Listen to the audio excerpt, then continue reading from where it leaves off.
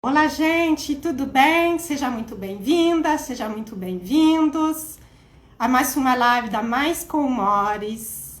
Hoje vamos falar de um tema muito interessante que é o transtorno bipolar e como chegar à estabilidade. Chamamos a doutora Nayade, uma especialista no tema, para conversar com a gente. Desculpe os problemas técnicos, a gente teve que sair e entrar de novo. Vamos ver se tudo funciona dessa vez.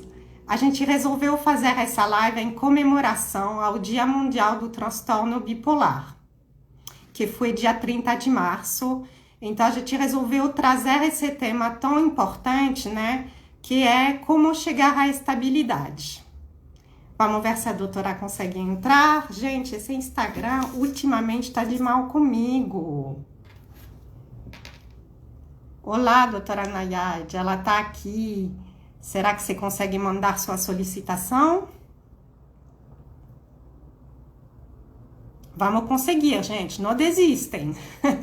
O tema de hoje é importantíssimo. Live importante, pois é, queremos todos participar dessa live.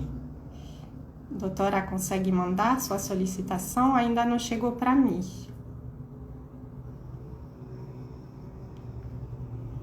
Agora sim. Agora entrou. Vamos só deixar carregar. Doutora Nayade enviou. Ativou o vídeo. Vamos lá. Tá me vendo, Cris? Não Não? tô vendo você. Você tá me vendo? Tô te vendo, normal. Ah, gente, então vai ser assim mesmo. Acontece algumas vezes, eu não sei por quê, o Instagram fica de mal comigo. Público querido, vocês estão vendo nós duas? Respondem pra gente no chat. Vendo as duas. Então vai ficar só para mim a cega, mas tudo bem. Não vamos atrasar mais, que a live de hoje é sensacional. Todo mundo quer saber como chegar à tal da estabilidade quando a gente fala de transtorno bipolar. Então, eu vou me apresentar rapidamente, apresentar a doutora Nayade. Eu sou Cristelle Mallier, eu sou a criadora da Mais com Humores, que é um canal de divulgação e curadoria de conteúdos e eventos sobre saúde mental materna. Temos esse canal no Instagram, temos as lives também salvas no YouTube e temos, muito importante, nosso grupo de apoio online para mães e futuras mães com depressão e transtorno bipolar. É um grupo gratuito, onde tem bastante acolhimento. Quem quiser saber mais, clique no link na bio. E hoje recebemos com muito prazer, muita honra, a doutora Nayade, que ela é médica psiquiatra, né, especialista em transtornos do humor, que são a depressão e o transtorno bipolar, pela USP, a Universidade de São Paulo. Ela é também membro da diretoria científica da Abrata. Gente, quem não conhece a Abrata é fundamental conhecer. É a Associação Brasileira de Amigos, Portadores, Familiares de Pessoas com Transtornos Afetivos, que são a depressão e transtorno bipolar. Então, hoje é a associação referência. Eles têm também muito conteúdo interessante no YouTube e os grupos de apoio também para vocês participarem.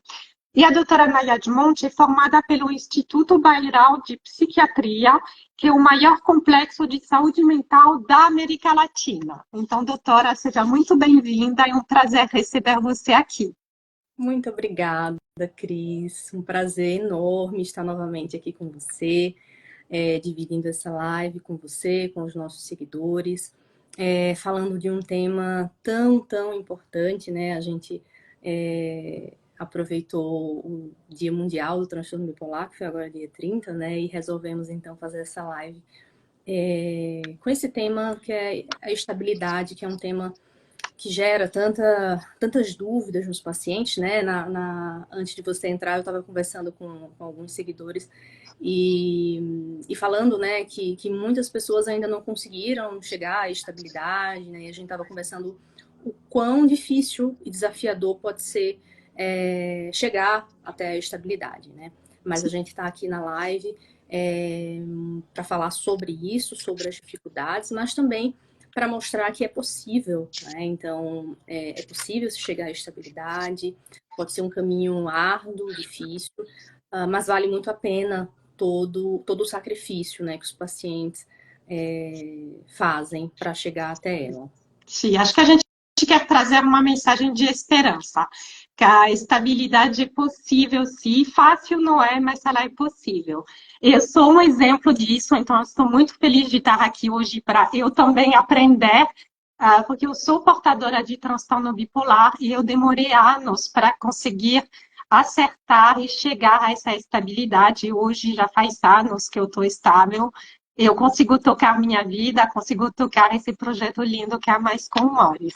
Nos conta, doutora, por que é tão importante falar de estabilidade quando justamente a gente fala de transtorno bipolar? Muito bom. Só antes da gente começar, Cris, como eu tinha combinado com o pessoal, vocês podem mandar perguntas ao longo da live, que eu e a Cris, a gente, à medida do possível, vai selecionar algumas perguntas para ir respondendo, tirando as dúvidas de vocês, tá bom? Então, podem ir mandando aí que a gente vai vendo, tá? Na medida do possível, né? Bom, Qualquer coisa a gente deixa também alguns minutinhos no final para para a gente ajudar. falar, né? De conversar sobre Sim. isso. Bom, então, por que é tão.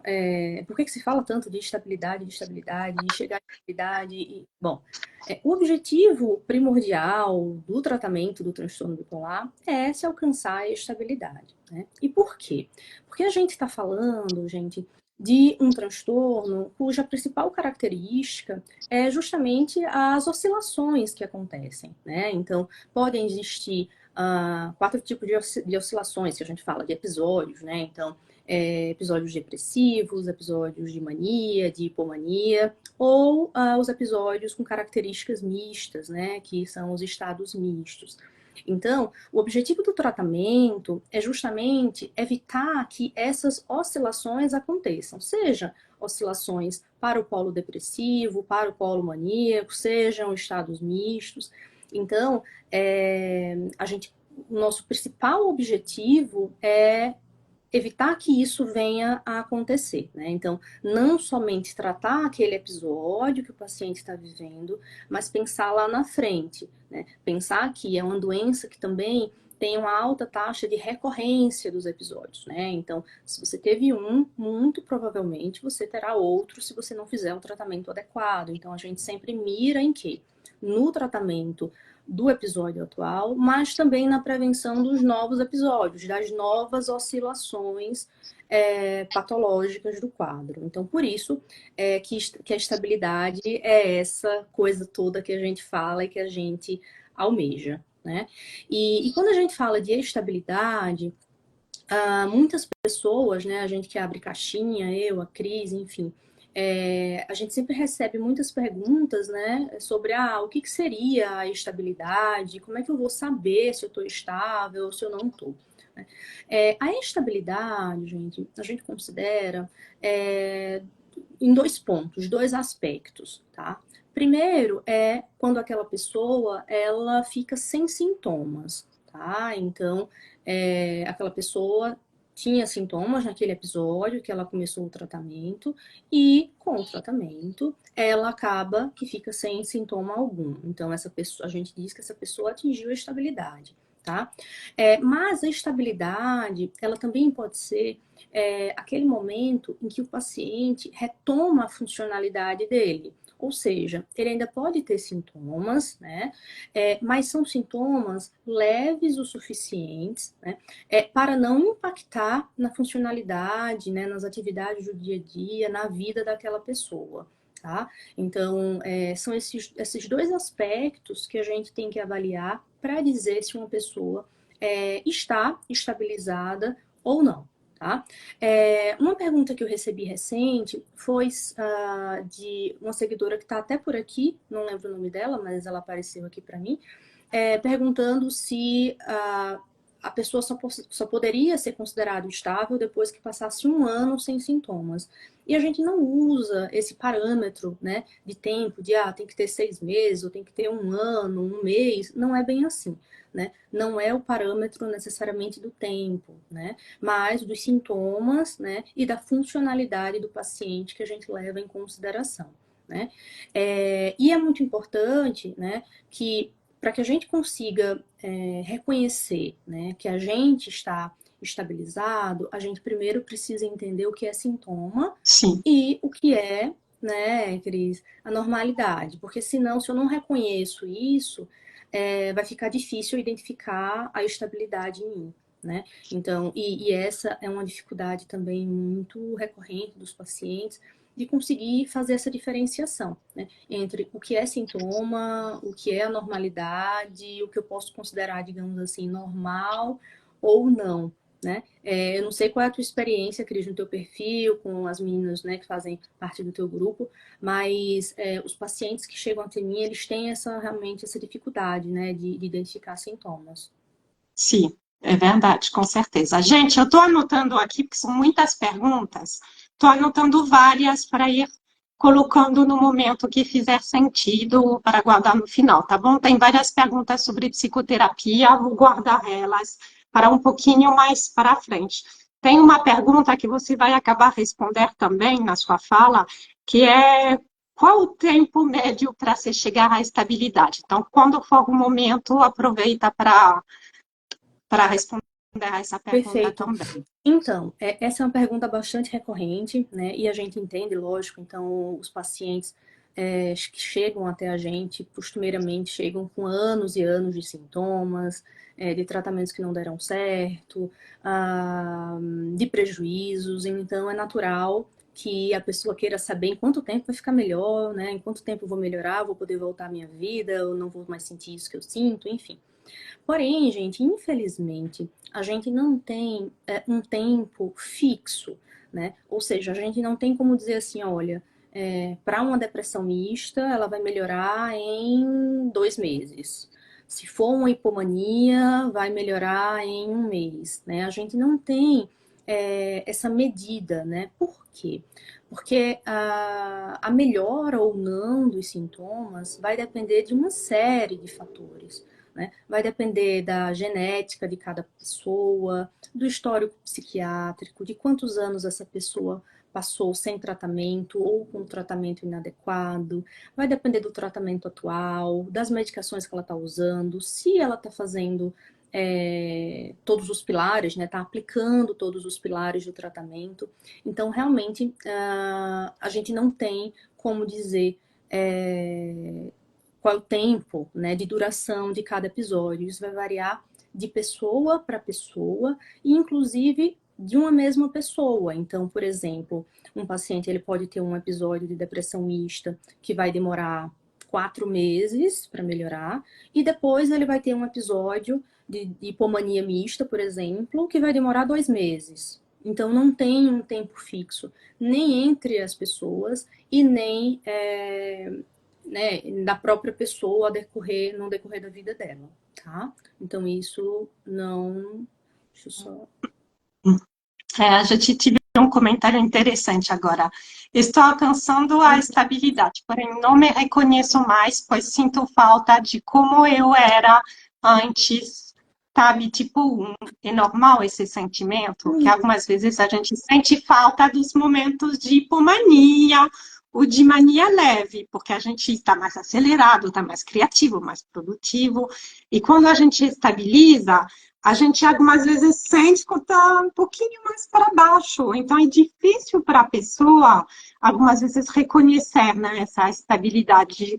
Será que eu estou um pouquinho depressiva versus a minha hipomania? Então, é muito comum, né, essa dúvida. Sem dúvida. Eu até fiz um post sobre isso um tempo atrás, né? O quanto é difícil, muitas vezes, para os pacientes, principalmente aqueles pacientes que têm uma polaridade predominante maníaca ou hipomaníaca, né? Ou seja, o que quer dizer isso? Aqueles pacientes que eles tiveram a maior parte dos episódios da vida deles, né? sendo de mania ou hipomania, ou seja, são pacientes que passaram muito tempo com a energia mais alta, né? Então, com aumento de energia, com pensamento acelerado, mais rápidos, muitas vezes mais produtivos no trabalho, mais sociáveis, mais falantes, mais extrovertidos. Então, acaba que esses pacientes, eles se acostumam com essas características, né? Com esse nível de energia mais alto, com essa série de sintomas. E aí, quando a gente começa a trazer o paciente para uma normalidade, né? Ou seja, quando a gente vai aproximando esse paciente da estabilidade, ele começa a estranhar. Ele começa a dizer, não, mas espera aí, eu não sou esse, né? Eu sou aquele de lá, né? Quer dizer, ele começa a achar que ou ele está deprimido, né? Porque ele não está habituado, então quando ele vai comparar as duas coisas, ele acaba achando que ele está mais para baixo, né? Ou ele fica insatisfeito com a normalidade, né? E aí vem, não, né? Queria voltar para a hipomania, né? Até uma seguidora escreveu aqui, sinto falta da hipomania, né? Só que a gente sabe que a hipomania, por melhor que ela seja, né, para o paciente naquele momento, ela é um estado patológico e ela cobra o preço dela mais cedo ou mais tarde, né? Ou seja, essa oscilação para a hipomania, ela gera uma série de consequências, de prejuízos no longo prazo para o paciente. Né? Então, a gente nunca pode pensar só no agora, né? Ah, não, eu estou bem agora. Logo depois, você vai se sentir deprimido, né? Com certeza, né? É uma questão de tempo. Então, a gente tem que ter muito cuidado com isso, né? Ao achar que não, né? Eu queria voltar para a hipomania, eu queria voltar... Bom, você até pode voltar para a hipomania, mas logo após também você vai acabar caindo em um episódio depressivo, porque uma coisa vai puxando a outra, é uma doença só, não são coisas separadas, né? Então, uma vai puxando a outra, uma puxa de lá, a outra puxa de cá, e o que acontece no final são essas oscilações, ou seja, você vai ficando cada vez mais distante da estabilidade. Então, a gente não pode se deixar iludir, né, digamos assim, pela hipomania ou pela mania, tá? Bom, Cris, vamos falar então, né? A gente estava falando sobre a questão dos sintomas, né? E contar um pouquinho para nosso público sobre esses sintomas de cada fase, né? Porque para vocês aprenderem a reconhecer esses sintomas, que são os inimigos justamente da estabilidade, né? Exato. Né?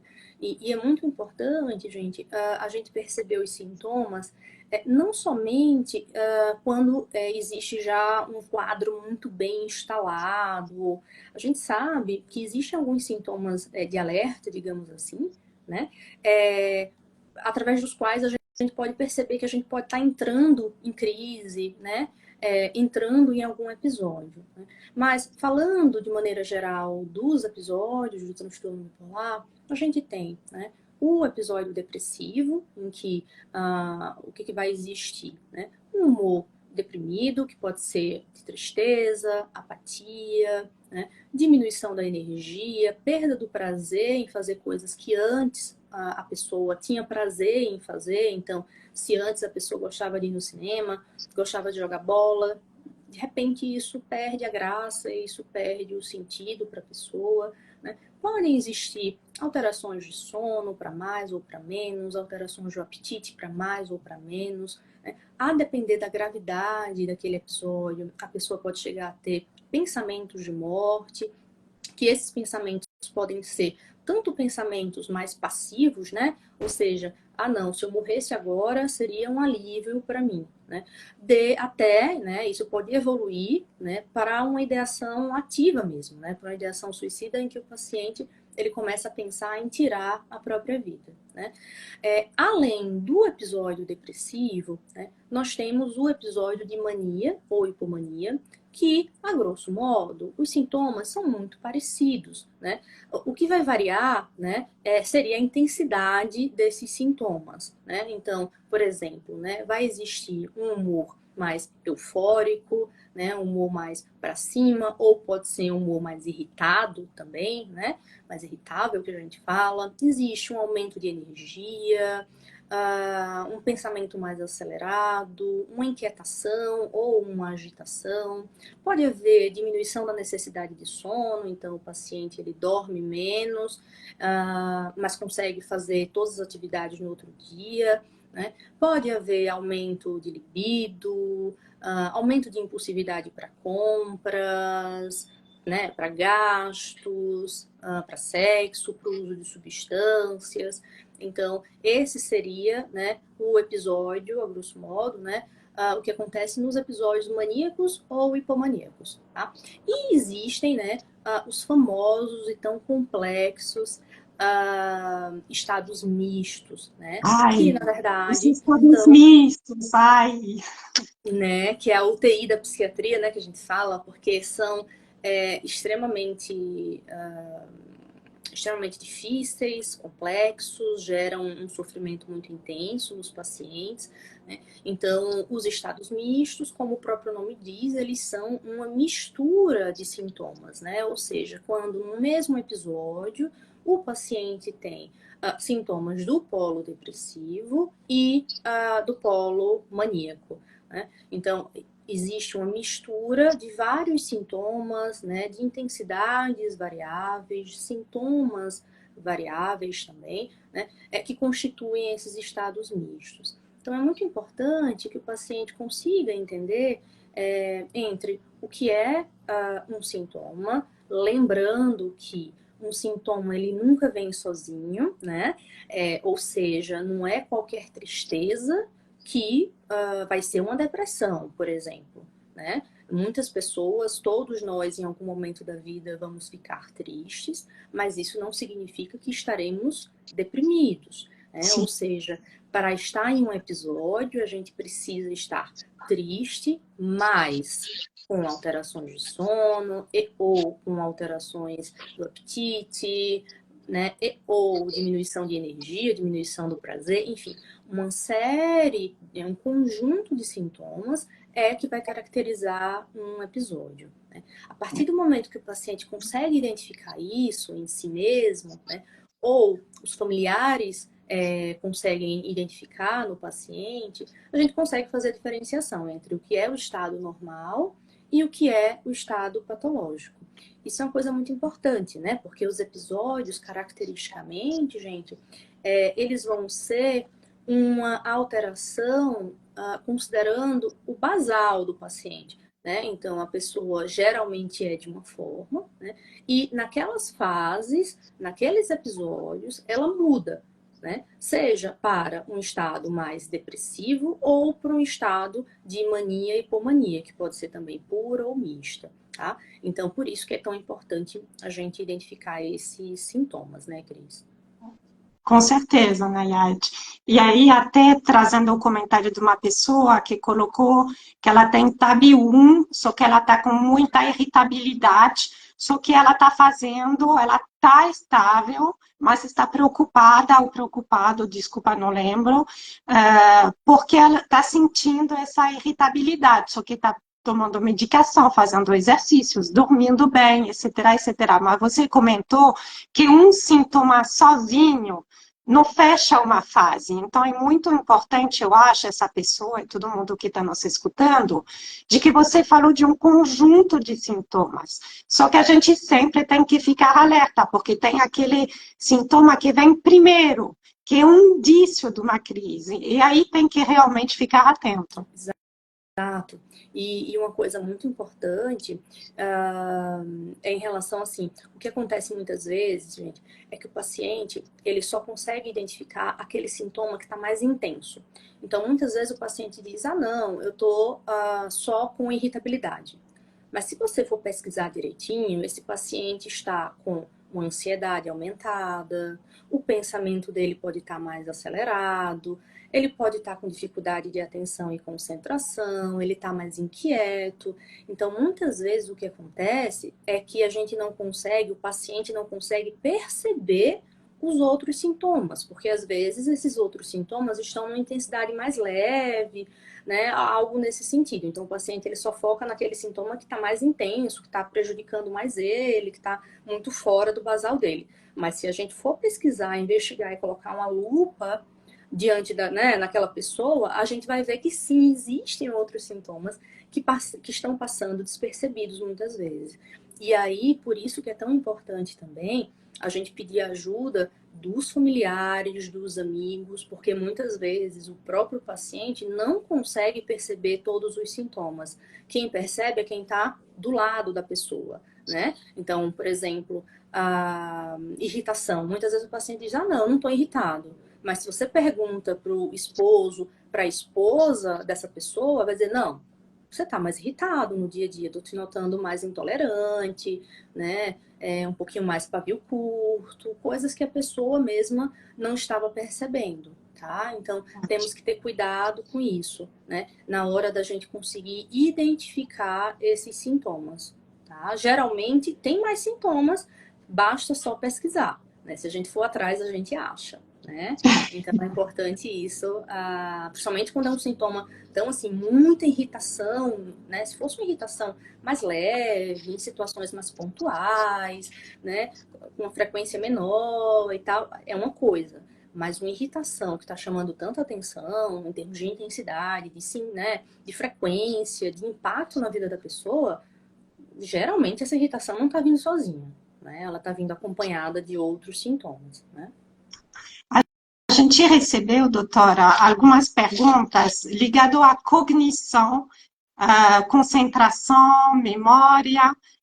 Será que uma vez que se chega à estabilidade, essas funções cognitivas, elas voltam ou elas podem ficar ainda prejudicadas? A questão da cognição, né, seja ela de atenção, concentração, memória, talvez sejam algumas das queixas mais frequentes que a gente recebe no consultório, né?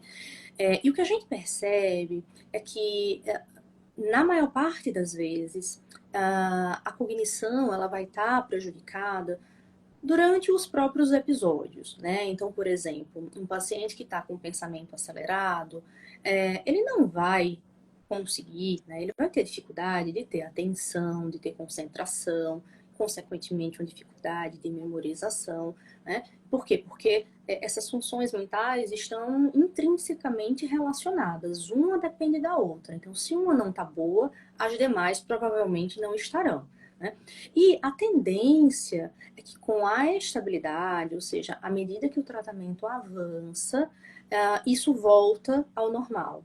Claro, depende muito do paciente. Tem pacientes que vão ter uma demora um pouco maior, né, em conseguir ter esse retorno perfeito, né, da cognição, como era antes e tal, né? Outros vão ter mais rápido, tá? Mas a tendência, na maior parte das pessoas, é que isso melhore, assim como todos os outros sintomas, quando a gente chega na estabilidade, tá?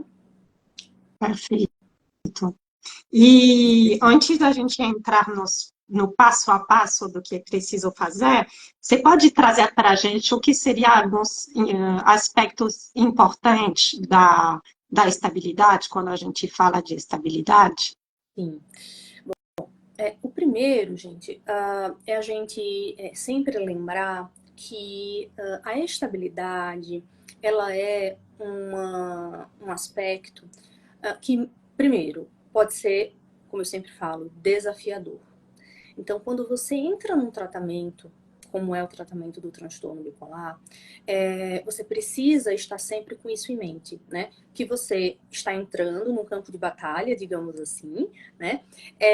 E que pode ser que seja difícil se chegar a essa estabilidade, né? Ou seja, pode ser que demande tempo, na maior parte das pessoas demanda algum tempo, né? Quando você começa o tratamento, não vai ser, né, em 1 mês, 2 meses que você vai estar estabilizado, né? Porque você imagine que as pessoas que chegam até nós para o tratamento passaram anos com sintomas. Ou seja, o cérebro, né, passou com sintomas durante anos. Então, não vai ser em 1 mês, em 2 meses, que a gente vai conseguir recuperar totalmente esse cérebro de forma instantânea e imediata. É necessário realmente tempo, né? E para isso a gente precisa ter paciência com o processo, né? Porque uma série, né? E aí vem um outro ponto importante da estabilidade, é que para se atingir a estabilidade é necessário uma série de medidas, né? Não é simplesmente, não, eu vou tomar um remédio por algum tempo, vou parar e tá tudo certo. Não, não é assim, né? A estabilidade, ela exige da gente disciplina, né? Foco, adesão ao tratamento, um conjunto de medidas, de mudanças comportamentais que a gente vai precisar ter, né? Para que a gente consiga alcançá-la, né? Uma outra questão, né? Cada pessoa vai ter um tempo para chegar à estabilidade. Algumas pessoas vão demorar menos, outras vão demorar mais. A gente sabe que existem casos complexos que podem demorar, por exemplo, até 2 anos para a gente conseguir atingir a estabilidade, né? Então, o ideal é que a gente não fique comparando um processo com outro, uma pessoa com a outra, né? Porque são vários os fatores envolvidos quando a gente fala na chegada ou não a estabilidade. Então, cada um vai ter um tempo, né? Vai ter uma forma de chegar à estabilidade e tá tudo bem, né? E aí, né, Cris, já entrando nesse processo de estabilidade, o que a gente precisa, o que é importante, né, para a gente conseguir alcançar a estabilidade. O primeiro ponto é o tratamento medicamentoso. Tá? E quando a gente fala de tratamento medicamentoso, gente, é um tratamento de longo prazo. O que a gente quer dizer com isso?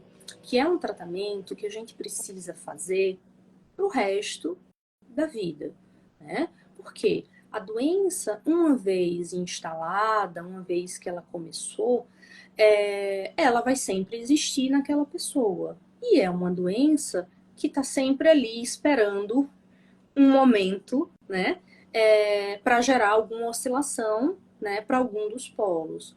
Então, a medicação é a forma mais eficaz que a gente tem para tratar os episódios e também para prevenir novos episódios, né? Porém, não é somente tomar a medicação de qualquer jeito, né? Uma dificuldade muito grande dos pacientes, não só dos pacientes com transtorno bipolar, mas pacientes que têm doenças crônicas, de uma forma em geral, é manter a adesão ao tratamento, né? Por quê? Porque é muito tempo, né? A gente tem dificuldade muitas vezes até de tomar um antibiótico de 7 dias, por exemplo, né? Imagine você ter que tomar medicação para o resto da vida, né?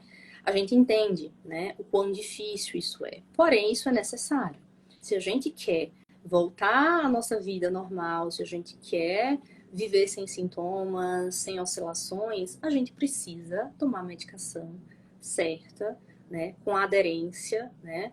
E não é aderência em 1 mês, 2 meses, não. É para sempre, né?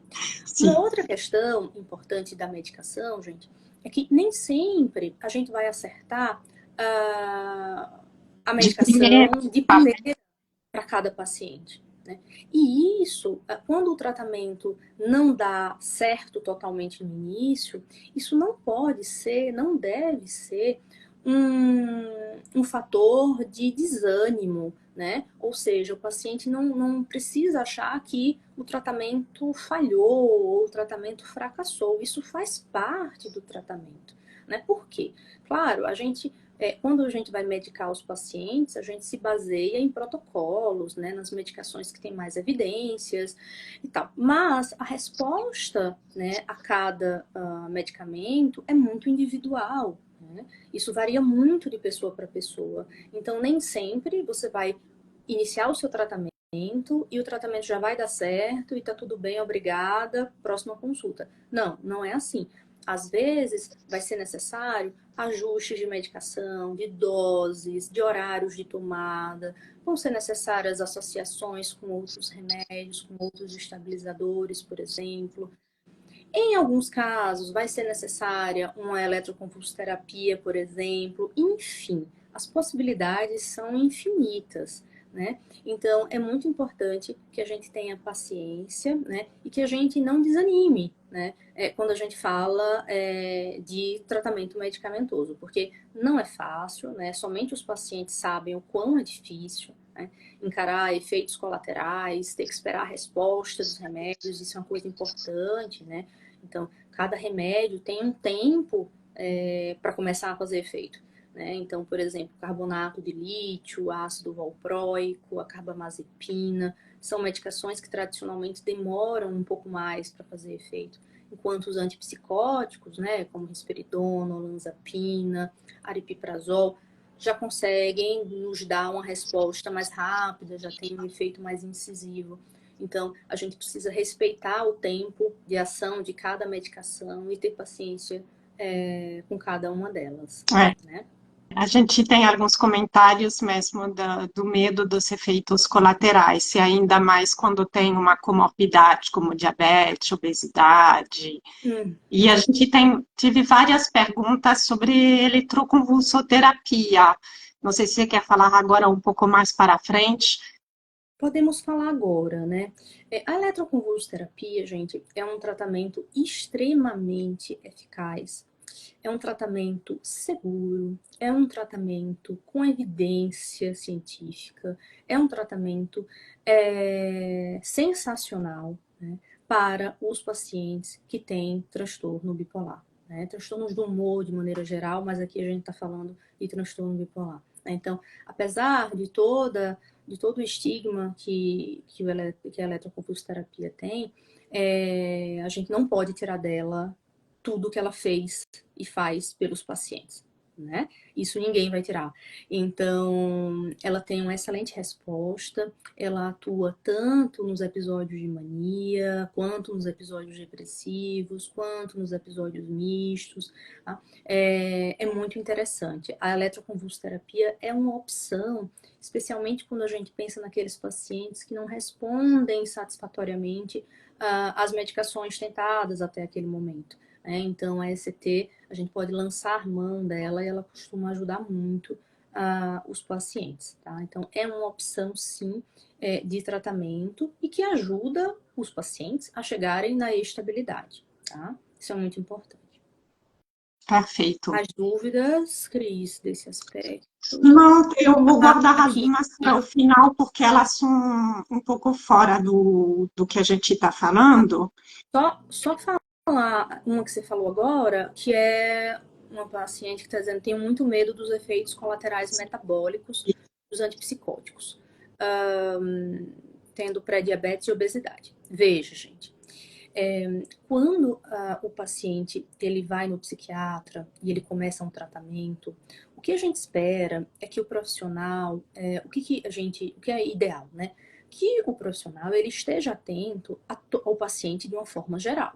Então, a gente não vai tratar somente a mania, ou somente a hipomania, ou somente a depressão, né? A gente vai observar o paciente na totalidade. Então, se é um paciente que tem obesidade, que tem pré-diabetes, que tem pressão alta, a gente vai optar por medicações que tenham um perfil metabólico melhor para esse paciente.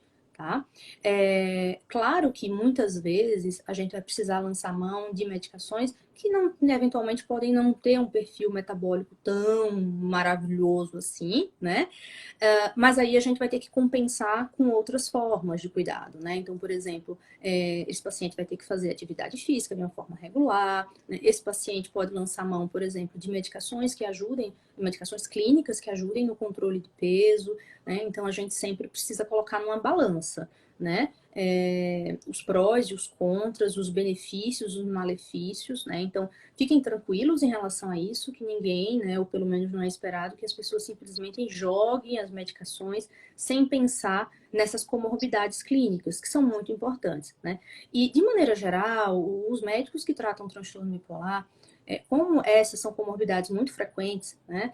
obesidade, hipertensão, diabetes, enfim. Então, a gente já está habituado a manejar tanto o transtorno bipolar quanto essas comorbidades. Então, não deixem que o medo de efeitos colaterais metabólicos interfiram nas possibilidades medicamentosas, né? E uma outra questão que eu sempre falo, acho que eu falei hoje nos stories, que é uma coisa é haver a possibilidade de haver efeitos colaterais metabólicos. Outra coisa é existir, né? Então, diante de um caso grave, diante de um caso que necessita de determinada medicação, muitas vezes a gente vai ter que optar pela medicação que tem maior evidência científica para aquele caso e observar como é que o paciente vai evoluir. Se haverão sintomas clínicos ou não, né? E se houverem, claro, a gente vai manejar esses sintomas, né? Pensando no paciente de uma forma global.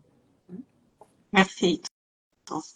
Eu tenho várias perguntas. Obrigada, gente, por mandar. Estou aqui anotando a maioria. Vou guardar um tempinho no final para falar, porque eu não queria deixar de perder o raciocínio do nosso passo a passo para alcançar a estabilidade. Então, primeiro foi falar dos remédios, né? Qual seria um outro passo importante, doutora? Bom, um outro passo muito importante é ter rotina na vida, tá? Rotina para tudo, tá, gente? O transtorno bipolar, ele é um transtorno onde existe uma desregulação dos ciclos biológicos, né? Do sono, do apetite, da energia, né? Então, além das medicações que vão nos ajudar nesse processo, a gente precisa, vamos dizer assim, né, ensinar o nosso cérebro, através do nosso comportamento, que ele precisa se regular, né? Que essa desregulação precisa melhorar. E como é que a gente ensina o nosso cérebro a fazer isso? Mantendo horários fixos para tudo na nossa vida. Horário fixo para acordar, horário fixo para fazer atividade física, para almoçar, para trabalhar, horário fixo para ir dormir, né? Se a gente pensa em rotinas, né? A mais importante é a rotina de sono. O sono, ele é sagrado, né? Tem que ser considerado sagrado na vida do paciente com um transtorno bipolar. Então, e dormir sempre na mesma hora, acordar sempre na mesma hora, que horário seria esse, né? E dormir em torno de 22 horas e acordar em torno de 6, 7 horas da manhã, né? Então, ter aproximadamente 8 horas de sono dentro deste intervalo, tá? Então, não adianta ter 8 horas de sono, indo dormir 3 da manhã e acordando 10 da manhã. Aí você diz, não, mas eu tô tendo 8 horas de sono. Isso é uma dúvida muito frequente. Às vezes eu recebo, não, mas eu durmo 8 horas. Mas eu durmo de meia-noite às 8 da manhã. Não, não serve, tá? É necessário que você vá dormir aproximadamente às 10 e levante aproximadamente às 6, 7 horas da manhã. Então, manter rotinas na vida é muito importante, né? Além disso, e dentre elas, claro, rotina do sono, como a gente falou. Além disso, gente, a psicoterapia, e eu estou vendo aqui uma grande psicóloga, Priscila Dutra, acompanhando a gente, a psicoterapia é extremamente importante, ela é fundamental para os pacientes com transtorno bipolar, né? Na psicoterapia, o paciente ele vai aprender a reconhecer sintomas, ele vai aprender a reconhecer os seus gatilhos e aí ele vai aprender a como lidar com esses gatilhos, lidar de uma forma mais funcional com as adversidades que surgem. Cada pessoa vai ter gatilhos muito específicos, então não existe receita de bolo. Então, para mim, o gatilho vai ser determinada coisa. Para você, Cris, já vai ser outra. O que é gatilho para mim pode não ser para você e vice-versa. Cada um tem uma história, tem dificuldades próprias, né? Tem vulnerabilidades muito singulares. Então, a gente precisa, na terapia, aprender a reconhecer os nossos gatilhos, as nossas dificuldades, aprender a como lidar com os nossos familiares, com os nossos cônjuges, né? Aprender a manejar o estresse de maneira geral, né? Então, a terapia, ela é fundamental, né? E qual linha tem mais evidência científica, né? a gente fala da TCC, da terapia cognitivo-comportamental. É aquela que junta o maior número de evidências para auxiliar o paciente, né? Aí aqui tem um comentário, né? A terapia que vai ajudar o paciente a passar por todo o processo com resiliência, né? Porque sozinho fica mais difícil. Sem dúvida, né? O paciente com transtorno bipolar, ele sofre a vida inteira, né? Ele sofre quando ele está deprimido, depois ele pode ir para um episódio de mania, onde ele começa a ter alguns comportamentos que não são próprios dele, e aí quando ele sai do episódio, ele pode, nossa, ficar com culpa, arrependimento, vergonha. É na terapia, né, Sim. também, que esse paciente vai ser ajudado nesse aspecto, né? A entender o que está no controle dele, o que não está, o que ele pode fazer a partir de agora, né? É na terapia que ele vai conseguir também aprender a manejar efeitos colaterais, a entender o que dá para ele suportar, o que não dá para suportar. Né? Muitas vezes, né, as minhas amigas psicólogas me ajudam nisso, né? Às vezes o paciente está com algum efeito colateral e elas conseguem me ajudar nesse processo, né? Junto com o paciente. Ah, não, vamos aguentar mais um pouco, vamos aguentar mais alguns dias para ver se isso melhora, né? Então, a psicoterapia, ela é fundamental para os pacientes com transtorno bipolar. É um dos grandes pilares, né? Além disso, né, além da medicação, das rotinas, da terapia, é necessário mudanças no estilo de vida, né? E o que seria isso, né? Realização de atividade física, né? Regular, tá, gente? Não adianta fazer atividade física um dia e não fazer mais, não. Tem que fazer uma atividade física regular, né? Isso ajuda muito os pacientes. E fazer um controle alimentar bacana, né? Evitando o abuso de alimentos estimulantes, enfim. Então, essas mudanças dos hábitos de vida também são muito importantes. Então, veja que a estabilidade, ela é bem exigente, né? Eu digo sempre isso aos pacientes, né? Não tem como a gente negar, né? Não é fácil, né?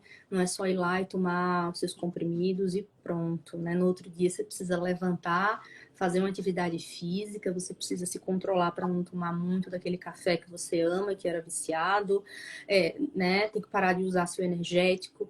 Então, a estabilidade ela é bem exigente, mas ela vale muito a pena, Ai, né? Porque com a gente certeza. abdica de algumas coisas para conquistar outras, né? Então, não é um caminho de perdas, né? Pelo contrário, né? Você está abdicando de algumas questões, de algumas situações, de alguns hábitos, de algumas atitudes e comportamentos para poder ganhar lá na frente, ganhar qualidade de vida, melhorar suas relações, enfim. Né? Então, isso tudo é muito importante.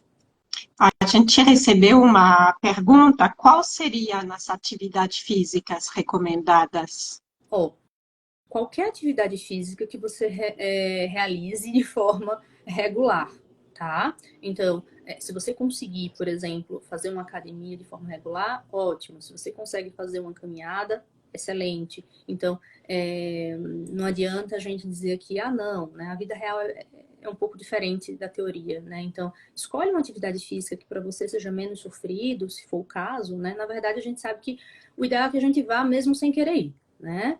Então, vai mesmo na força do Se poss- ódio, né? Porque é necessário e é importante, né? E atividade física é tratamento também, não deveria ser uma opção, ah, não, né? Mas desde que você faça de forma regular, já ajuda bastante. Mas A gente tive, vamos. se a gente tive várias perguntas sobre a questão se pode piorar ou acabar com a estabilidade no período da gestação. Como fica? A gente teve algumas perguntas aqui recorrentes da Carmen, Mariana, por exemplo, Uhum. se piora o quadro da bipolaridade na gestação. Vejam, E no pós-parto, gente, porque a gente esquece que, na verdade, tem variação hormonal na gestação e também no pós-parto, com a queda abrupta de certos hormônios. exato.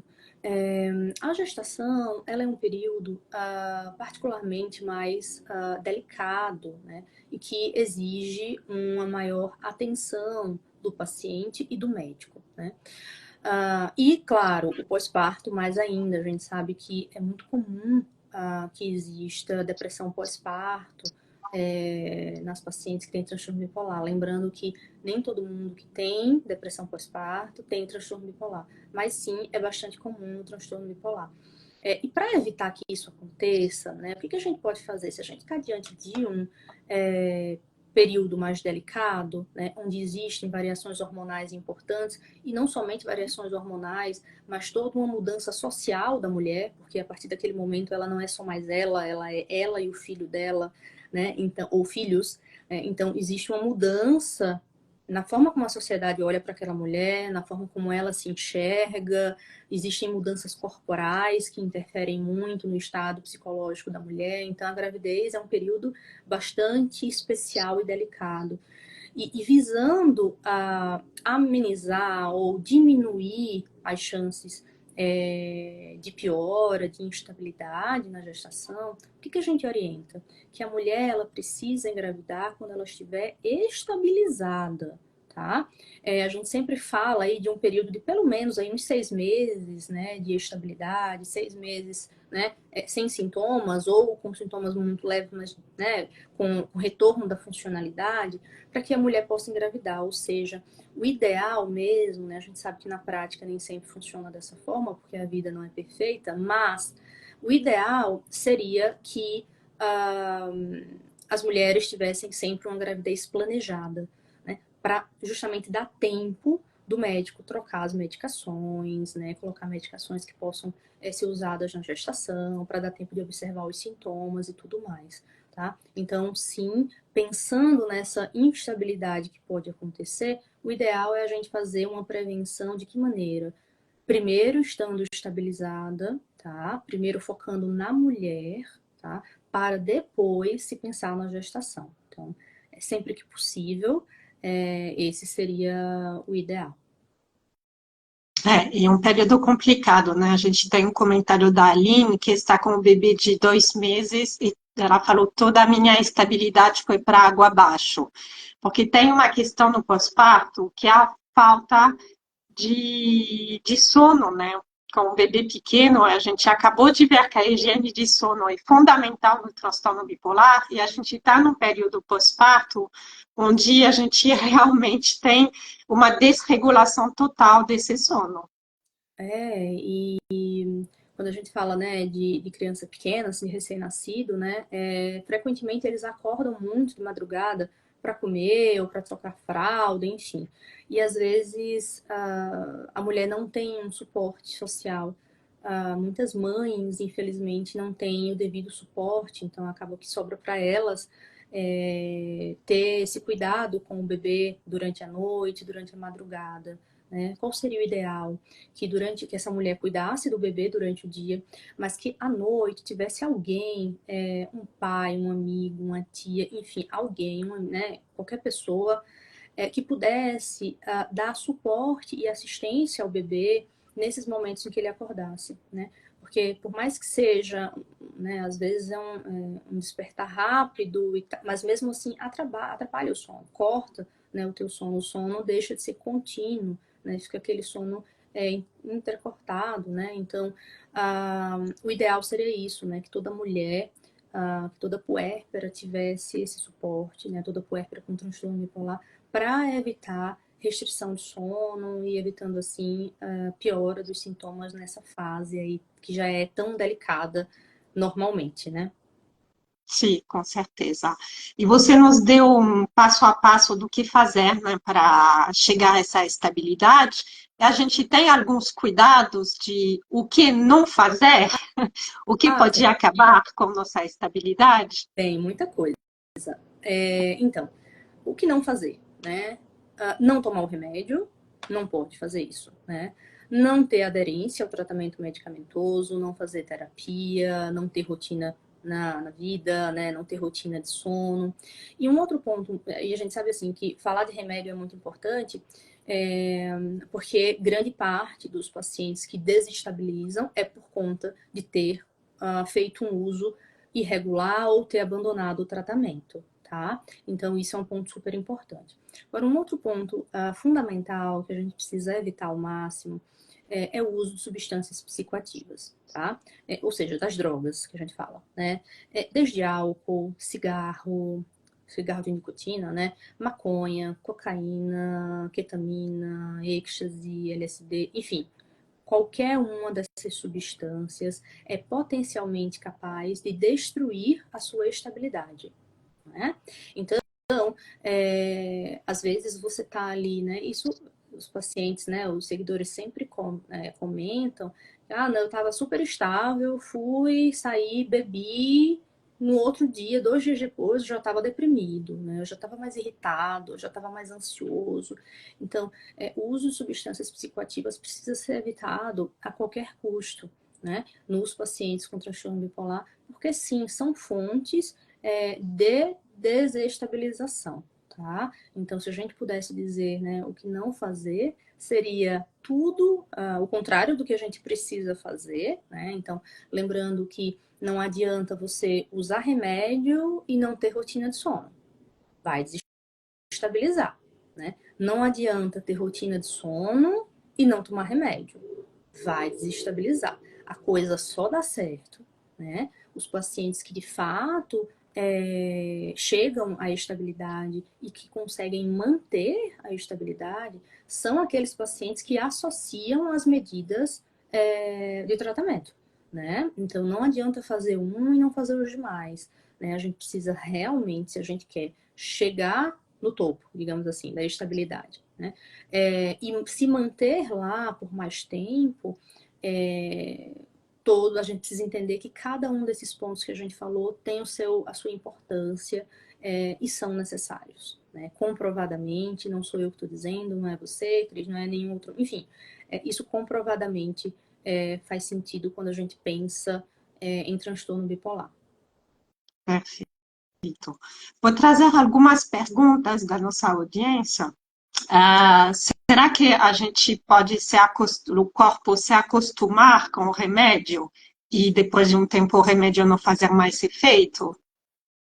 Veja, quando a gente fala dos estabilizadores de humor, que são o padrão ouro para o tratamento do transtorno bipolar, não existe isso, né?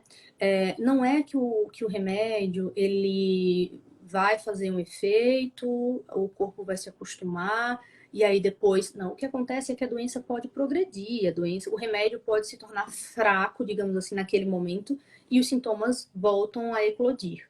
Tá? Mas não que o organismo tenha se acostumado aos remédios, né? Os estabilizadores de humor não têm essa característica, né? Diferente de outros remédios, né? Por exemplo, um clonazepam da vida, o Rivotril, que por ter uma característica de poder gerar dependência, o corpo vai se acostumando e pedindo doses cada vez mais altas. No caso dos estabilizadores de humor, o raciocínio não é esse, tá? Mas o que acontece é que, muitas vezes, o remédio ele pode não ser mais suficiente para frear a doença, né? Às vezes para frear os sintomas. E aí os sintomas eclodem novamente e aí a gente precisa fazer eventualmente algum ajuste na medicação, né? Ou aumentar o remédio, ou fazer alguma associação medicamentosa.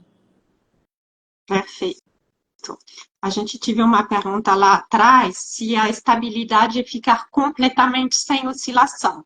Acho que você explicou bastante, né, depois que as oscilações patológicas que são o problema, mas que assim, leve a oscilação de tristeza, raiva, sente a felicidade, isso a gente vai continuar a sentir. Então, a estabilidade não é que de repente a gente não sente mais nada ou só fica feliz o tempo inteiro, mas que a gente vai ter os sentimentos normais da vida, as emoções, só não vai entrar no lado patológico, certo? Exato, né, gente? O objetivo do tratamento não é deixar as pessoas sem emoções, sem sentimentos, robôs. Não, né? O objetivo do tratamento é eliminar sintomas, ou seja, aquilo que não deveria estar ali, né? Ou que está ali de uma forma alterada, tá? Então, esse é o objetivo. Mas sempre mantendo o quê? As emoções do paciente. Então, se for um momento para a pessoa ficar triste, ela vai ficar triste, né? Mas ela só vai ficar triste, ela vai ter um conjunto de sintomas para caracterizar, por exemplo, um episódio depressivo. Se for uma situação que vai dar alegria para a pessoa, ela vai ficar alegre. Se for uma situação que gera irritação, ok, né? Desde que essa irritação, por exemplo, seja leve, seja proporcional àquele evento, que ela passe rápido, que ela não perdure. Então, assim, a estabilidade não quer dizer que não vão haver oscilações, né? Vão haver porque faz parte da vida de todos nós, né? Agora, o que vai determinar se essas oscilações são patológicas ou não, aí vai ser a série, né? O conjunto de coisas que vão vir junto desses outros sintomas, o tempo, né? A duração que isso está acontecendo, a intensidade, a frequência, se está causando prejuízos ou não para o paciente. Então, aí sim a gente precisa avaliar caso a caso. Sim, com certeza. E acho que tive uma pergunta interessante, que não é só sobre a estabilidade, mas sobre o transtorno bipolar em geral, que é, já se nasce com transtorno bipolar ou é desenvolvido? Eu acho interessante a gente explicar um pouquinho esse lado.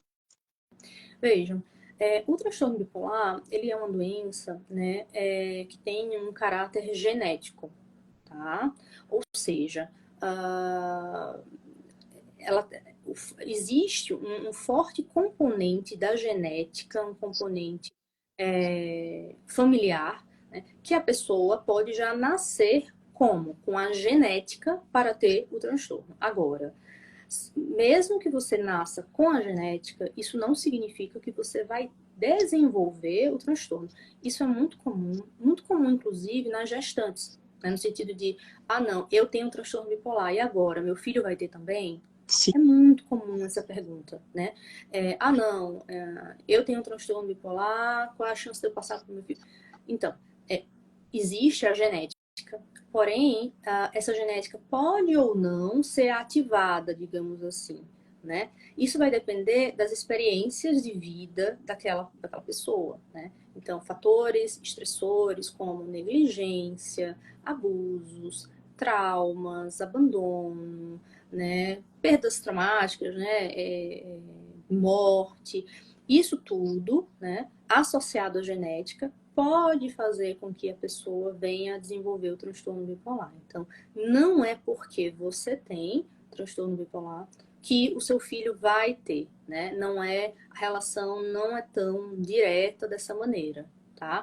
Então, isso é importante falar, inclusive porque muitas mulheres, às Sim. vezes, desistem de engravidar, né? Mulheres que sonham em ser mãe, às vezes acabam desistindo de gerar um filho pelo medo da criança vir a ter também o transtorno bipolar, né? E sofreu tanto quanto ela sofreu, por exemplo, ao longo da vida.